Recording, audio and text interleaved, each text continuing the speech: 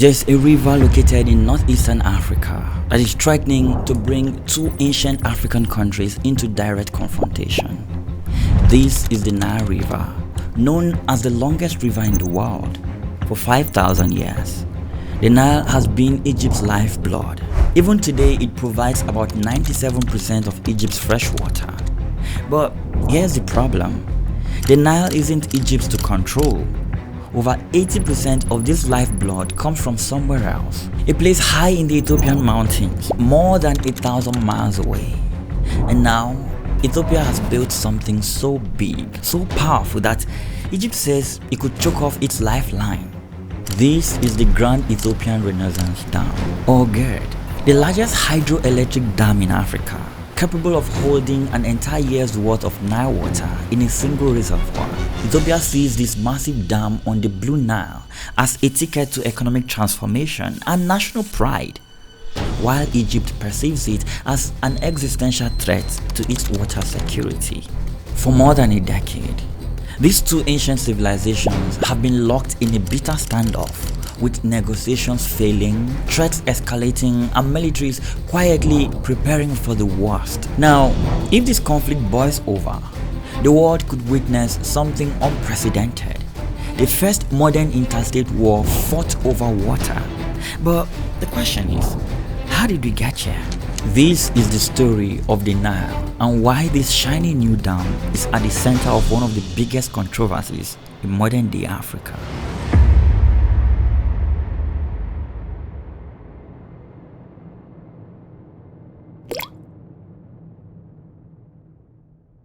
For centuries, control over the Nile water has meant power and survival in Northeast Africa. Egypt's historical dominance over the Nile was formalized during the Colonial era through a series of treaties that heavily favored downstream Egypt and, to a lesser extent, Sudan, at the expense of upstream nations. Notably, the 1902 treaty between Britain and Ethiopia included a clause, Article 3, in which Emperor Menelik II of Ethiopia ostensibly agreed not to obstruct or diminish the flow of the Blue Nile, Sobat, or Lake Tana without Britain's consent.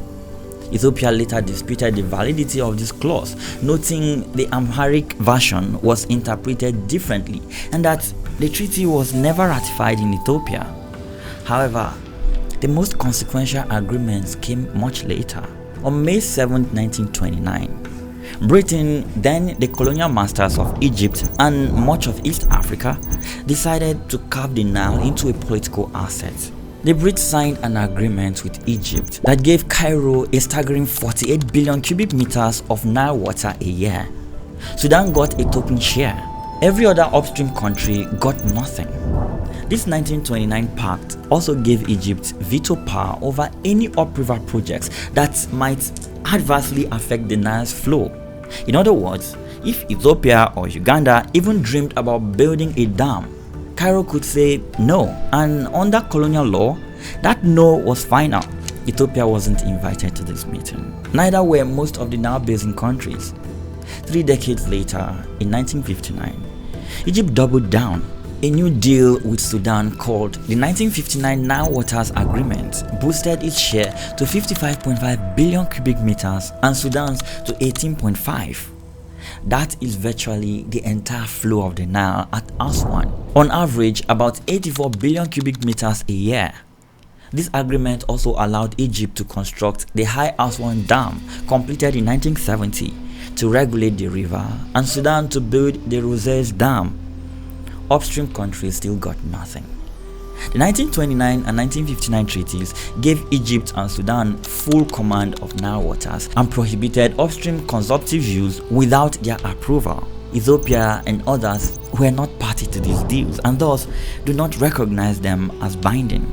From Egypt's perspective, however, these treaties enshrined its acquired rights to the Nile, rights that Egyptian leaders vowed to defend at all costs. You see, for decades, this imbalance held. Egypt's leaders from Nasser to Mubarak called the Nile a red line. Any threat to its flow, they warned, would be met with force, and in truth, no one dared to challenge them.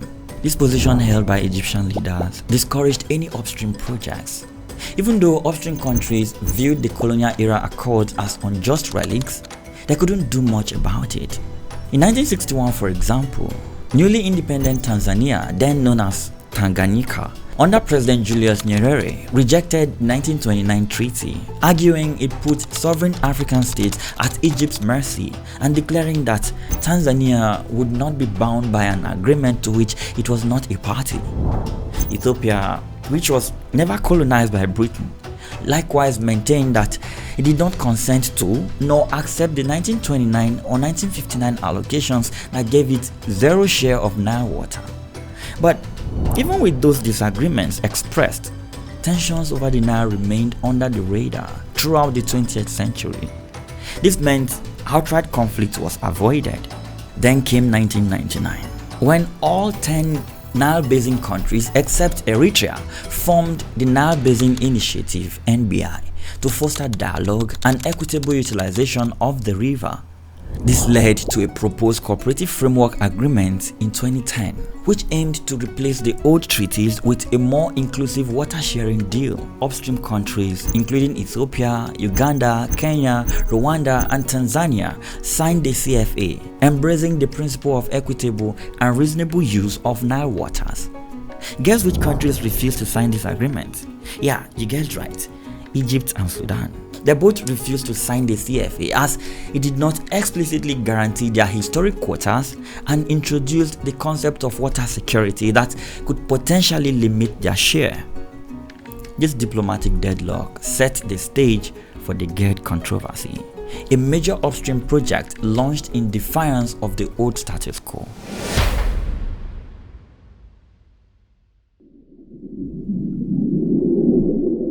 You see, for Ethiopia, the Nile, known locally as Abe, represents a tremendous untapped resource. The Blue Nile begins here, in the Ethiopian highlands, and it carries more than 80% of the water that reaches Egypt. But for more than a century, Ethiopia watched that water surge past its borders, feeding farms, lighting cities, and sustaining lives far downstream, while millions of Ethiopians lived in the dark. Throughout the late 20th century, Ethiopia remained one of the world's poorest countries, frequently suffering from droughts. Famines ravaged entire regions. Power blackouts lasted for days. Even today, nearly half the population still doesn't have access to electricity. Meanwhile, billions of cubic meters of fresh water left the country every year, untouched. But the truth was, it wasn't that Ethiopia didn't want to use the Nile. It was that it couldn't. Money was scarce, technology was lacking, and there was something else, a quiet but powerful blockade. You see, for decades, Egypt used its diplomatic clout to pressure international lenders, that is, the World Bank, the IMF, even regional development banks, to withhold funding from Ethiopian projects on the Blue Nile. No money, no dam, no challenge to the status quo. Politically, Ethiopia faced internal turmoil, such as the civil war and famines of the 1970s to 1980s, and was cautious not to provoke a confrontation with Egypt, so it waited. The government built small dams on other rivers. It survived coups, wars, and famine. But the Blue Nile, its most valuable resource, remained out of reach. By 2010, only 3% of Ethiopia's enormous hydropower potential on the Blue Nile was developed, and the country still used essentially 0% of Nile water for its own irrigation or storage. Meanwhile, Ethiopia's needs were growing. With the population now over 120 million, Ethiopia has struggled to provide electricity for all. As of the early 2020s, roughly 50 to 60% of Ethiopians lacked access to the power grid. The economy has been expanding, and demand for power and water is increasing for industry and agriculture. Ethiopian policymakers view hydropower as a clean, renewable way to fuel development, and the Blue Nile as the most promising source. In addition, there is a strong national pride aspect. Ethiopia, unlike most African nations, was never colonized, and many Ethiopians see developing the Nile as a matter of historical justice and sovereignty, a chance to finally capitalize on a resource long out of reach. This perspective soon crystallized into a bold plan: the construction of a giant dam on the Blue Nile. You see, in the 1960s, US engineers actually surveyed the very spot where the Grand Ethiopian Renaissance Dam now stands. They call it Project X. The plan was there. The location was perfect, but without financing and under the shadow of Egypt's veto power, the project never left the paper. That was until the 2010s. By then, Ethiopia's government had the political will and some financial means to go it alone if needed. In 2011, amidst the Arab Spring upheaval that preoccupied Egypt, Ethiopia moved decisively to start building what it initially called the Millennium Dam, soon renamed the Grand Ethiopian Renaissance Dam, symbolizing a rebirth of the nation. But what is this giant project like?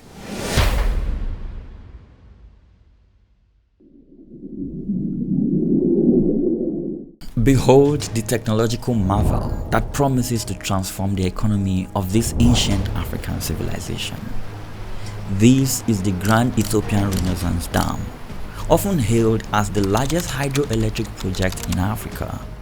The GERD is located in Ethiopia's Benishangul-Gumuz region, about 30 kilometers from the Sudanese border on the Blue Nile.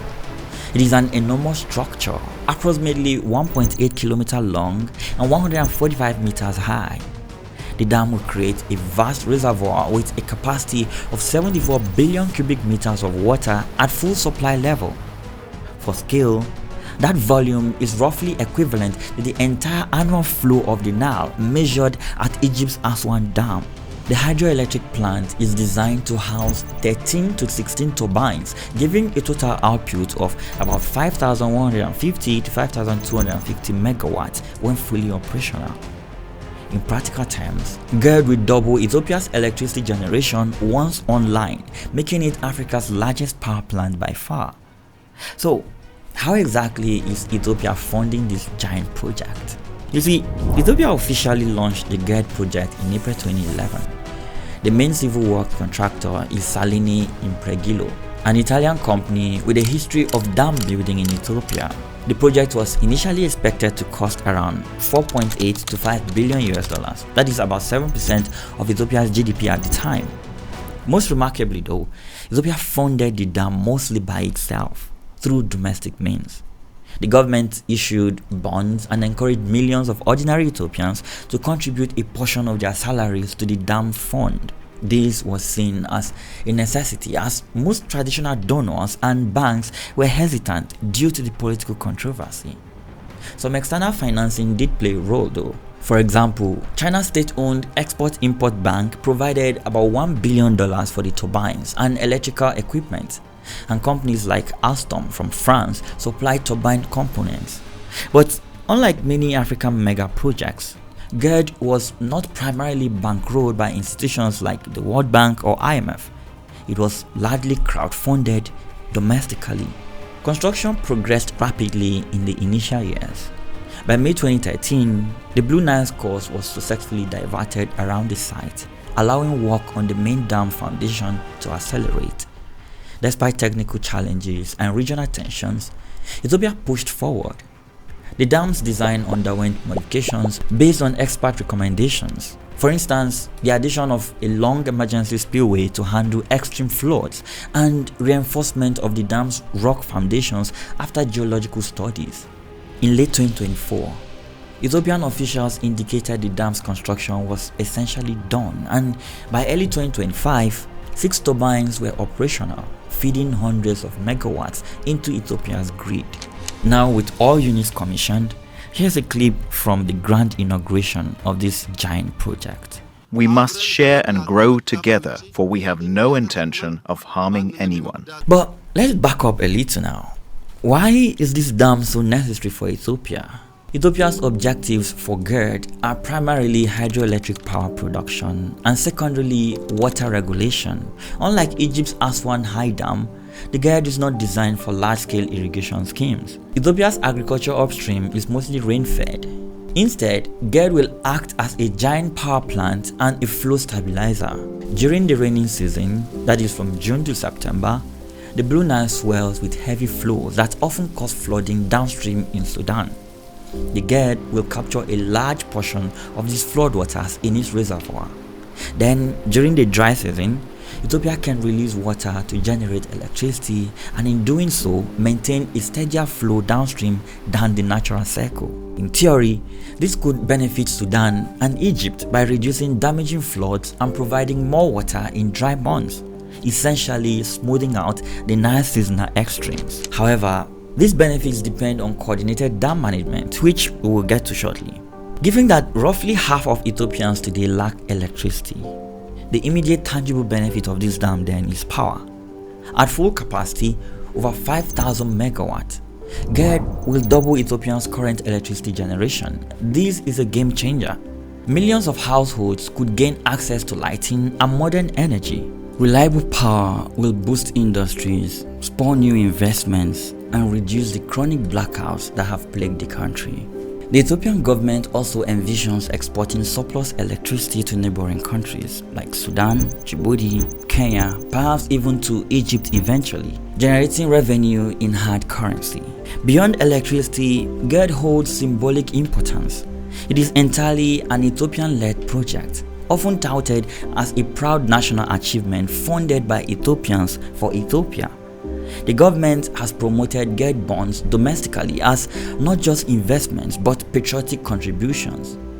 Many Ethiopians see the dam as part of a broader narrative of renaissance, overcoming poverty and asserting Ethiopia's rightful place in the region.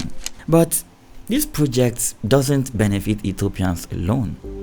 Theoretically, neighboring Sudan could also benefit significantly if arrangements are made. Sudan suffers regular Blue Nile floods, for example, the devastating floods of 2020. GERD's upstream storage will modulate these floods. Sudan's smaller dams like Rose's, Sena on the Blue Nile will get a more regulated inflow, which allows increased hydropower generation and irrigation potential in Sudan if properly coordinated. Sudan also stands to import cheap electricity from Ethiopia.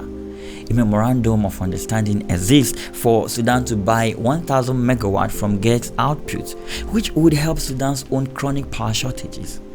Additionally, Sudan's vast plains could potentially be irrigated year-round, not just in the now flood season, thanks to steady flows boosting Sudanese agriculture. Even Egypt, in a scenario of cooperation, could derive some benefits. While Egypt understandably fears the dam, there are potential positives. A controlled Blue Nile could mean less risk of extreme flood or drought years. Some scientists point out that if operated in tandem with Egypt's Aswan High Dam, the GERD could reduce overall water loss to evaporation, effectively increasing water availability for everyone. The idea is that GERD's reservoir sits in the cooler Ethiopian highlands where evaporation is relatively low. It is estimated GERD will lose approximately 1.5 billion cubic meters to evaporation annually versus up to 16 billion cubic meters evaporating nearly from Lake Nasser in Egypt's hot desert.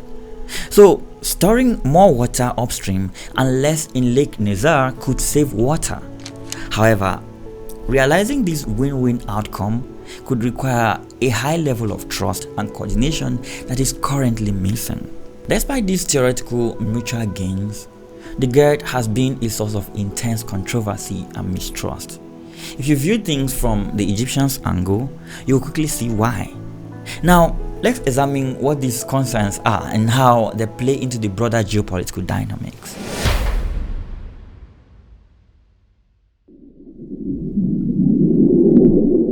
From the moment Ethiopia announced the GERD in 2011, it triggered alarm bells downstream, especially in Egypt. Egypt's government, accustomed to having dominant say over Nile affairs, was caught by surprise. Initial reactions ranged from diplomatic protests to outright threats. Cairo feared that a huge upstream dam would permanently alter the Nile's flow, reducing the water reaching Egypt and undermining the 1959 treaty allocations. Sudan also voiced concerns at first, particularly about dam safety. What if this giant dam collapsed and potential loss of water during filling? Thus began a complex episode of negotiations and tensions that has now lasted over a decade.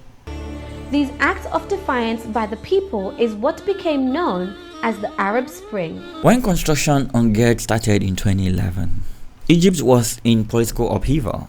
That was the Arab Spring Revolution season. The transitional Egyptian leaders still strongly opposed the project but had limited bandwidth.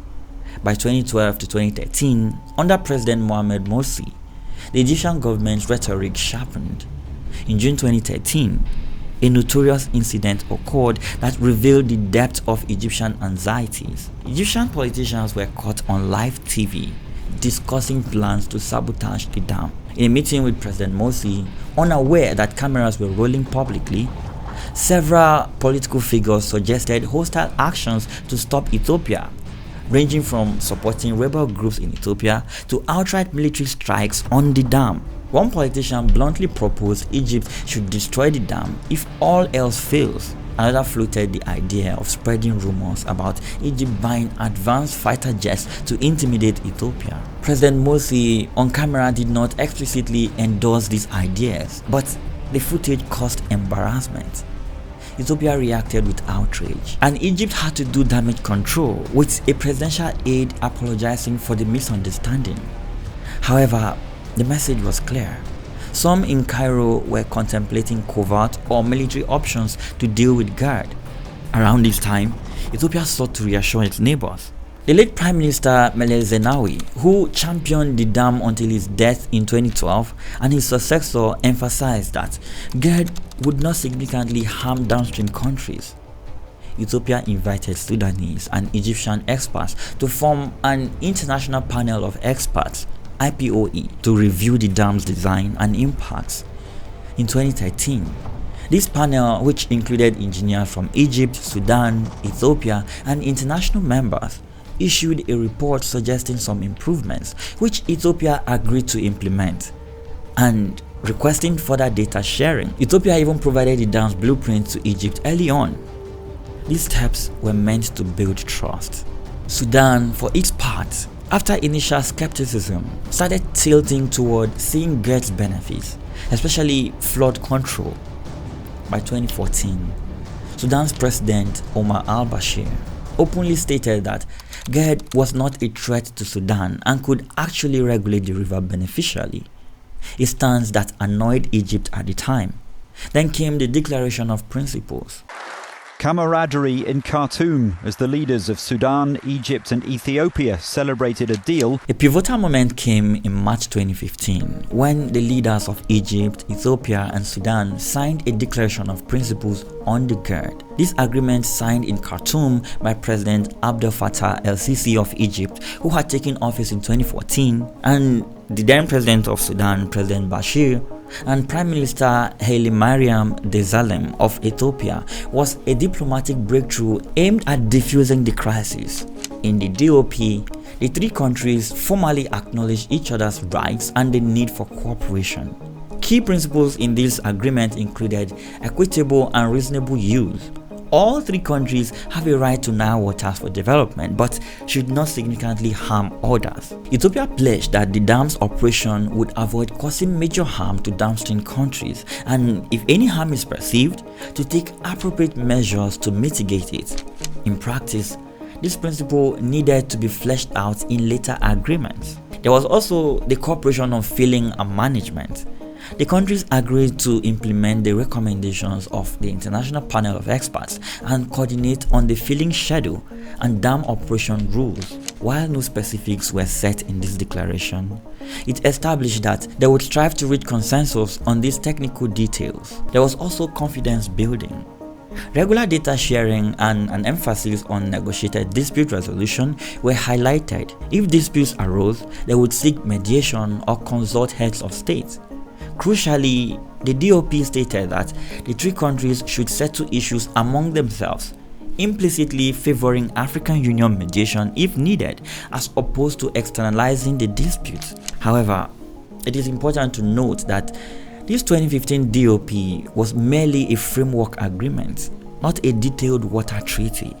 It did not resolve core questions like exactly how much water Ethiopia would release each year, or what happens in a drought, or the legal status of the 1959 agreement.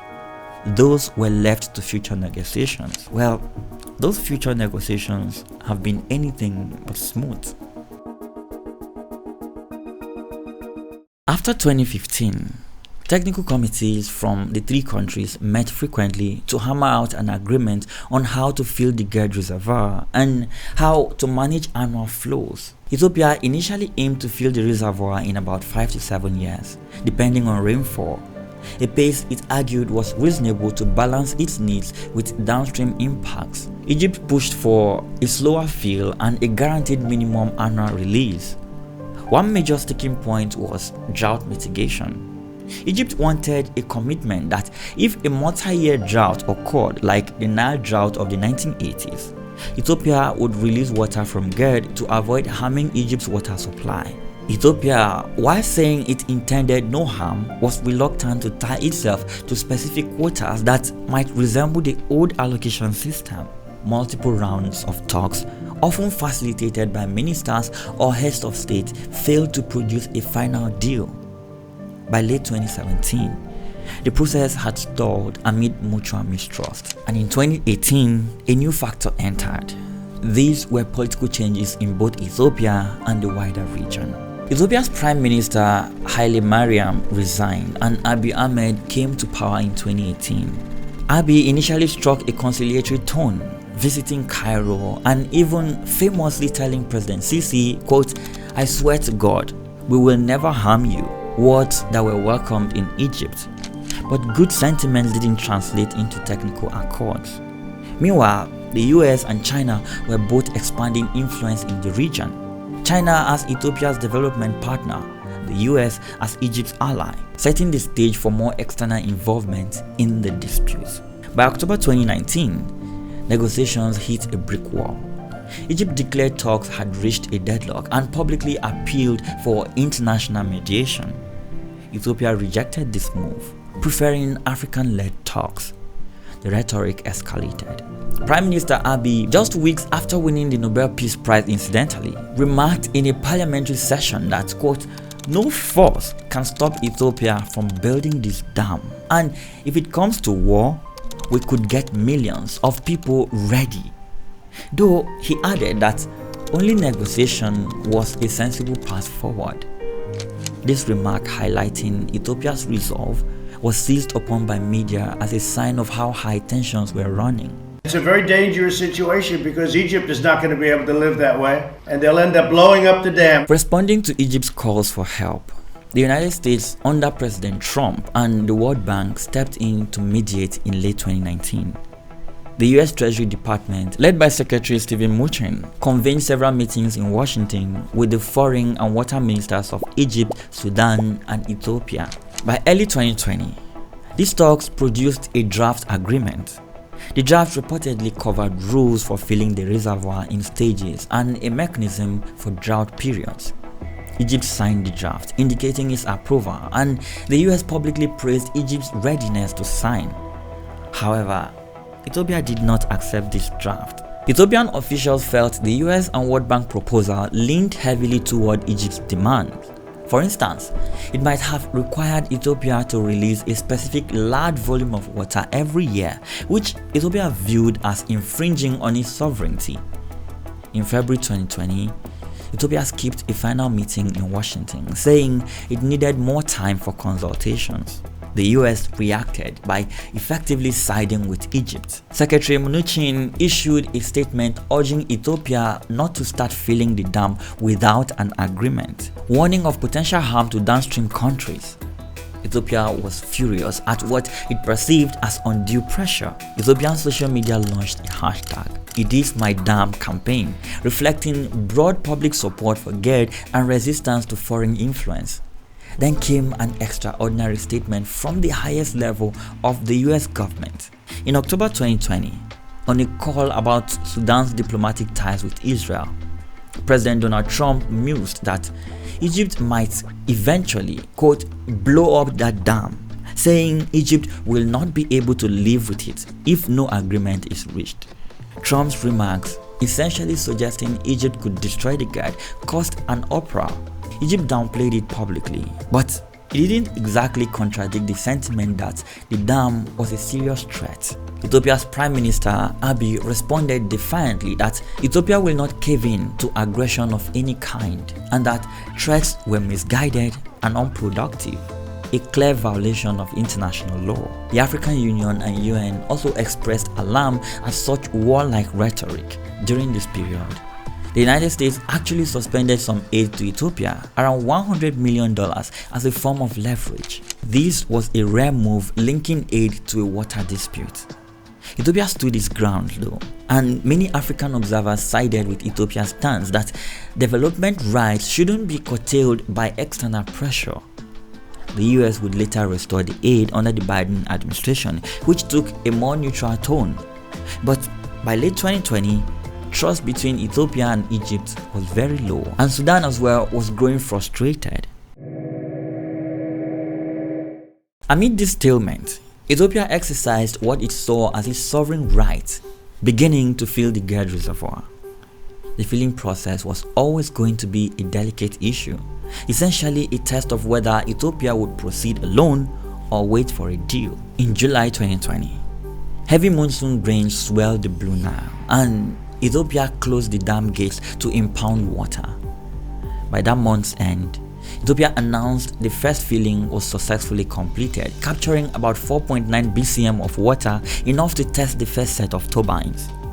Prime Minister Abiy celebrated the moment, emphasizing that the initial filling was achieved, quote, without bothering or hurting anyone, thanks to abundant rain. Indeed, that year's rains were so strong that downstream Sudan and Egypt still received near normal flow. Sudan actually had flooding, softening the immediate impact of Ethiopia's action. However, Egypt was angered by the unilateral filling. Cairo had wanted a binding agreement first. Sudan caught by surprise. Initially, there was some confusion and Sudan temporarily reported changes in water quality as the newly impounded water settled. They also lodged complaints, but no real harm was done in year one. The parties resumed AU-mediated talks, hoping to at least agree on guidelines for subsequent field stages. Those talks made little headway through late 2020 and into 2021. In July 2021, Ethiopia went ahead with the second filling. This time, it added roughly another 13.5 BCM. Ethiopia's target was to reach a certain elevation in the dam. Egypt and Sudan again protested. The UN Security Council held an open session in July 2021 at Egypt's urging, a rare instance of the Security Council discussing a water dispute. Ultimately, the UNSC did not take sides. It issued a presidential statement encouraging the three countries to continue negotiations under African Union auspices and to finalize a mutually beneficial arrangement. By February 2022, with two fillings done, Ethiopia began generating electricity from GERD. The first turbine, 375 megawatt, was inaugurated on February 20, 2022, and the second turbine followed a few months later. This was a poignant moment. Despite no agreement, the dam was becoming operational. To Ethiopia, this demonstrated that the dam's benefits were materializing, hopefully convincing Sudan and Egypt that GERD was not destructive. Egypt and Sudan, however, remained focused on the long-term hydrological risks. Ethiopia conducted a third filling in August 2022, raising the reservoir further. By then, total stored water was on the order of 22 BCM or more. Through each filling, Sudan and Egypt experienced some impacts. For example, Sudan claimed that the rapid changes in flow affected its own dam's operations. There were instances where Sudan had to temporarily shut down its reserves dam hydropower because of sudden water level fluctuations. These incidents deepened Sudan's insistence on real-time data sharing. They wanted Ethiopia to regularly share how much water is releasing to avoid surprises. Ethiopia did share some data, but trust was low, especially after Sudan's relations with Ethiopia deteriorated in late 2020 due to an unrelated border clash around Al-Fashaga farmland and Sudan's alignment with Egypt's position.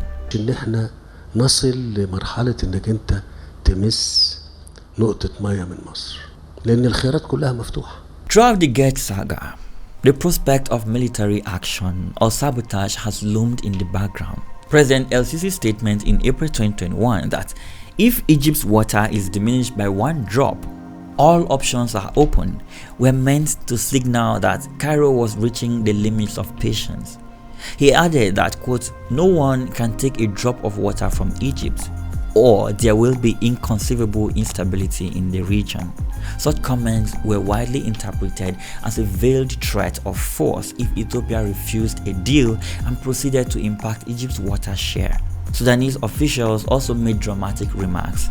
An advisor to General Burhan spoke of a potential, quote, "water war more horrible than one could imagine" if issues remained unresolved.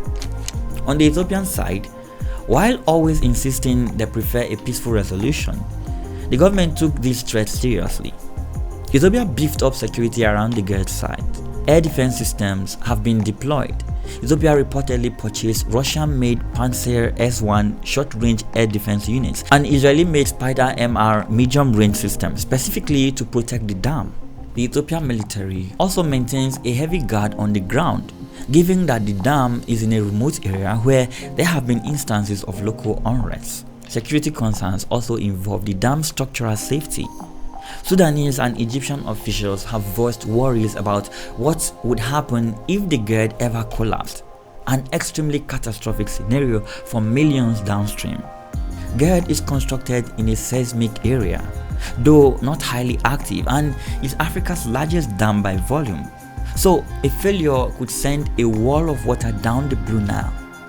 Ethiopia insists the dam is solid and built to the highest standards.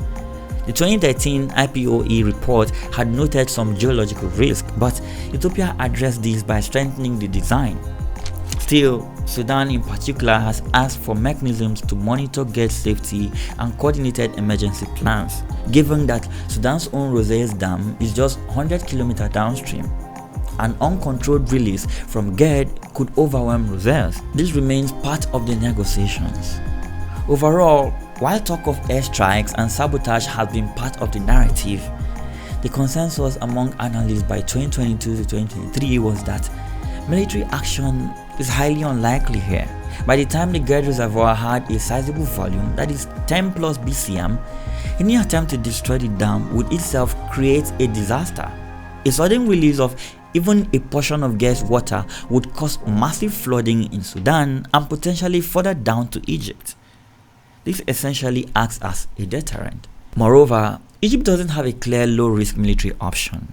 The dam is far, that is 1,500 km from Egypt, within Ethiopia territory, with decent air defenses, and an attack could lead to regional war.